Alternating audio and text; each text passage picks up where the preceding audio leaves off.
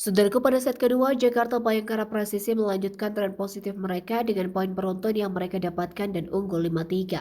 Sementara Jakarta Stainmen yang berada dalam posisi tertinggal tak ingin lengah untuk melakukan pengejaran. Performa yang konsisten dari Jakarta Bayangkara Presisi terus memberi tekanan terhadap Reva Nurmulki CS yang mencoba bangkit.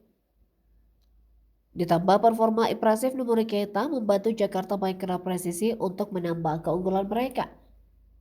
Hingga pertengahan set kedua, Jakarta Bayangkara Presisi unggul jauh dengan kedudukan 16-7 atas Jakarta Stainmen.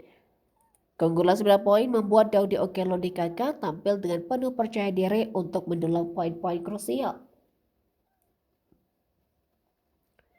Di sisi lain, tim Reva Nurmulki berada dalam situasi yang tidak mudah, pasalnya mereka terjegal dengan selisih poin yang sangat jauh. Memasuki penghujung set kedua, Jakarta Bayangkara Presisi semakin gemilang dengan kedudukan 22-10. Dominasi yang terus bertambah membawa Jakarta Bayangkara Presisi dengan mulus menutup set kedua dengan poin akhir 25-12 dan unggul 2-0 atas Jakarta Stainmen.